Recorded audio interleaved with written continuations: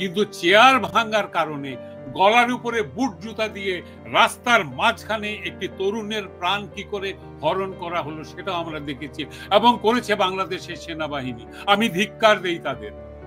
রাত্রেবেলা কারফিউ দিয়ে ঘরে ঘরে ঢুকে এই প্রতিবাদ করার শাস্তি হিসাবে গোপালগঞ্জবাসীর উপরে নারকীয় অত্যাচার চালানো হচ্ছে, বেধড়ক মারপিট করা হচ্ছে। আমি তীব্র প্রতিবাদ জানাই, আমি নিন্দা জানাই, আমি ধিক্কার দেই এই সামরিক শক্তিকে। এই গত বছরের জুলাই মাসেও আগস্ট মাসেও আমরা দেখেছি জেনারেল ওয়াকার শপথ উচ্চারণ করছেন যে সামরিক বাহিনী জনগণের পক্ষে থাকবে, কিন্তু আজকে আমরা সেটা দেখিনি। গোপালগঞ্জকে তারা ধরে নিয়েছে এপিসেন্টার অফ মুক্তিযুদ্ধ চেতনা, কারণ ওখানে শুয়ে আছেন জাতির পিতা বঙ্গবন্ধু শেখ মুজিবুর রহমান। হ্যাঁ, এরা কিন্তু রাজনৈতিক মতাদর্শকে সরিয়ে রেখে শুধু গোপালগঞ্জের সম্ভ্রম রক্ষার জন্য তারা একীভূত হয়েছিলেন। কেন জানতেন যে প্রতিরোধ হবে, এবং সেই জন্যই অন্য জায়গায় পদযাত্রার সময় সাধারণ পুলিশের প্রহরা থাকে, এবার তারা মিলিটারি কনভয় নিয়ে গিয়েছিলেন যেন তারা যুদ্ধক্ষেত্রে যাচ্ছেন। কতদিন ছিলেন অবরুদ্ধ, কিভাবে আপনারা বের হয়েছিলেন অবরুদ্ধ থেকে, জাস্ট এই গল্পটা ছোট করে একটু শুনি, তারপর আলোচনায় যাব।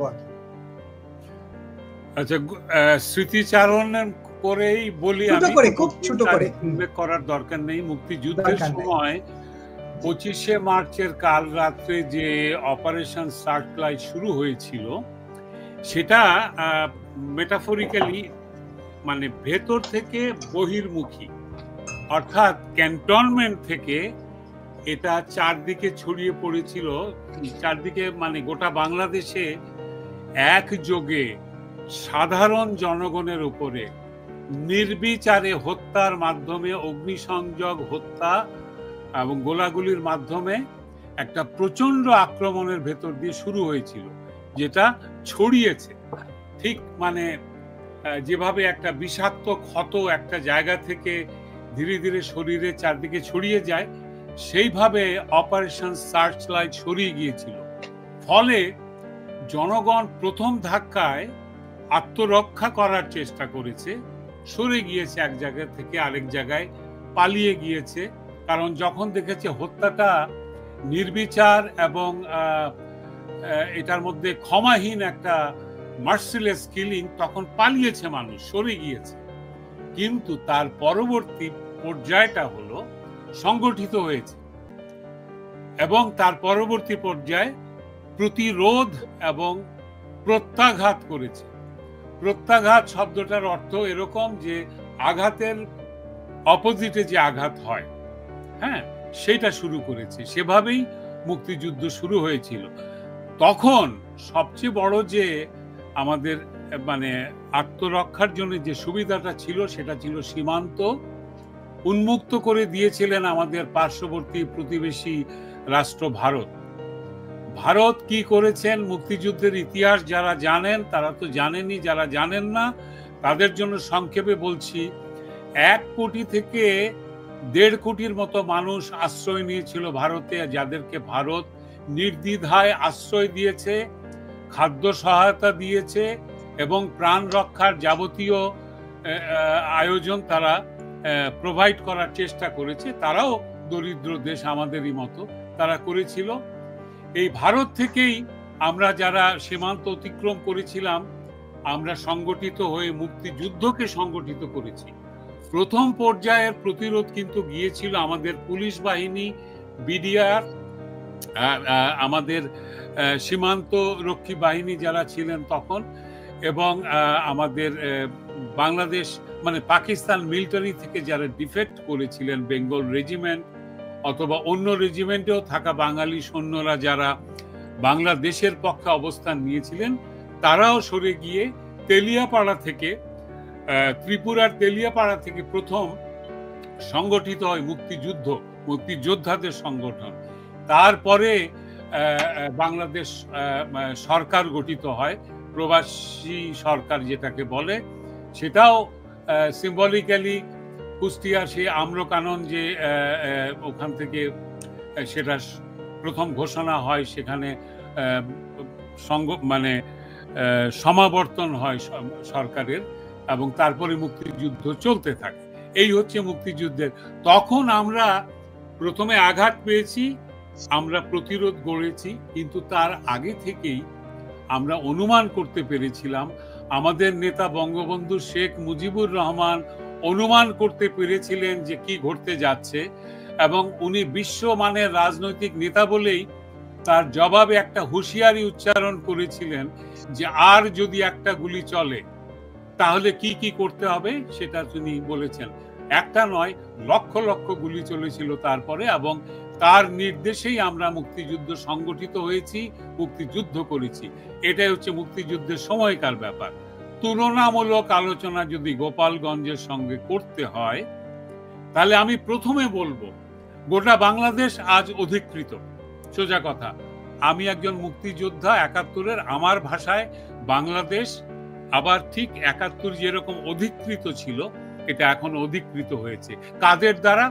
পাকিস্তানি মানসিকতার জঙ্গিবাদী একটা দখলদারি, একটা লুটেরা টাইপের এক মানসিকতার একটা দল, যারা নিজেদেরকে নতুনভাবে একটি রাজনৈতিক দল হিসেবে প্রতিষ্ঠিত করার চেষ্টা করছে এনসিপি নাম দিয়ে।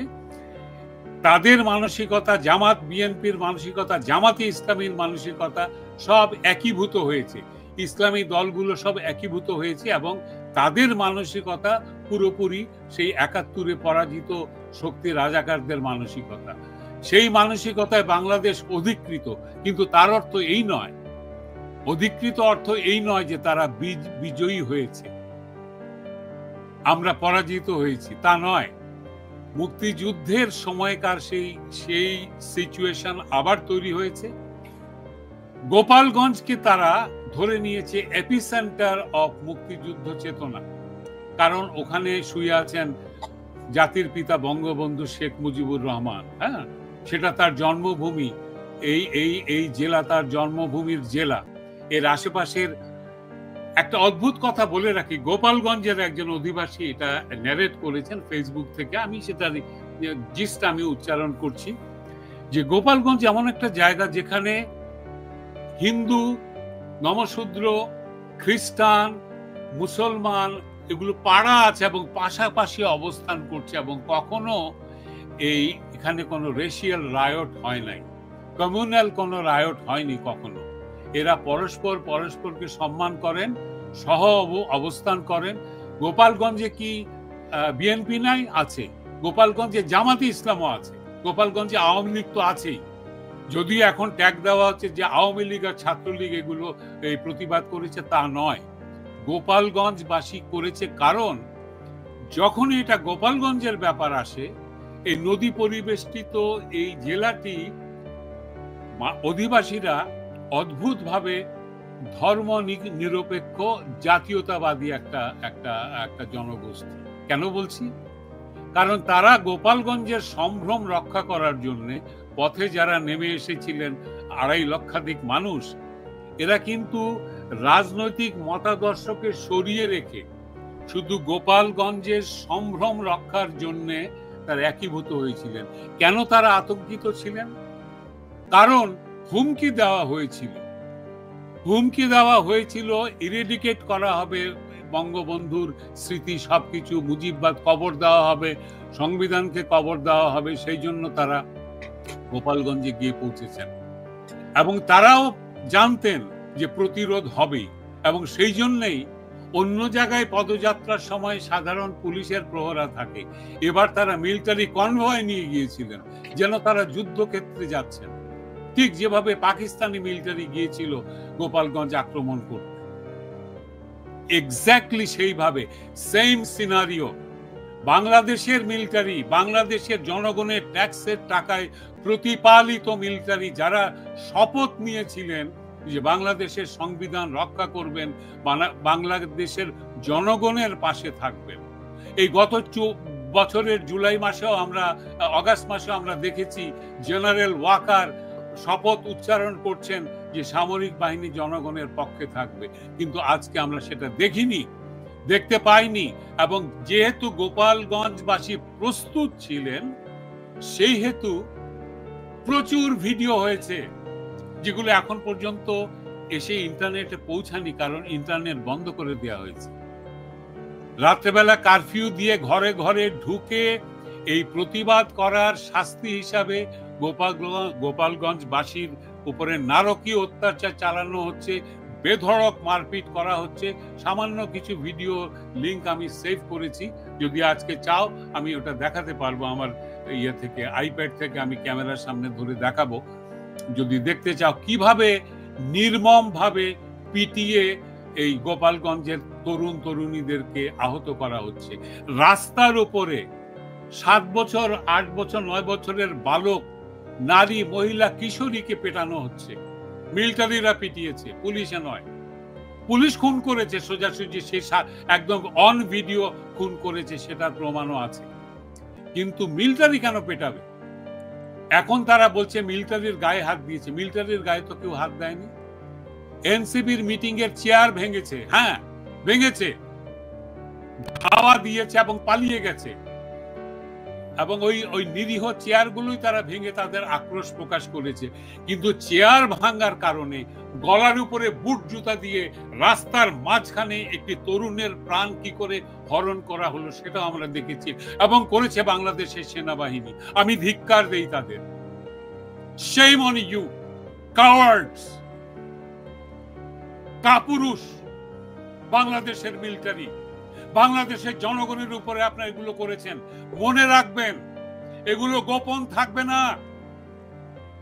জাতিসংঘের ওই তথাকথিত শান্তি মিশন কি বলে মানবাধিকার সংস্থার অফিস বসিয়ে সেটাকে ঢাকা দিতে পারবেন না। এগুলো ছড়িয়ে যাবে গোটা বিশ্বে। You are under scrutiny, you are under the magnifying lens. বিবেকবান মানুষের চোখের সামনে আছেন আপনারা।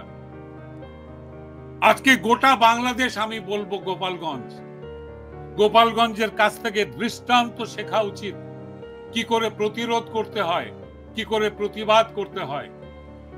দুধের শিশু কোলে নিয়ে এসে একটু তরুণী মা বলছে, চ্যালেঞ্জ করছে মিডিয়াকে, আপনারা কোথায় থাকেন? আমাদের গোপালগঞ্জ মানুষ কি বাংলাদেশের মানুষ না? আমরা কি বাংলাদেশের নাগরিক না? আমাদের উপরে মিলিটারি কেন এইভাবে গুলি করবে? ওপেন ফায়ার করেছে,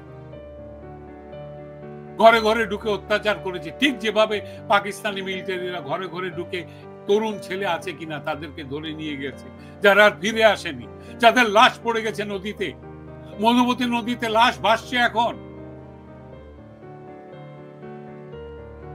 আমি তীব্র প্রতিবাদ জানাই, আমি নিন্দা জানাই, আমি ধিক্কার দেই এই সামরিক শক্তিকে, যারা কোথাও কোনো হ্যাডম দেখাবার ক্ষমতা নাই।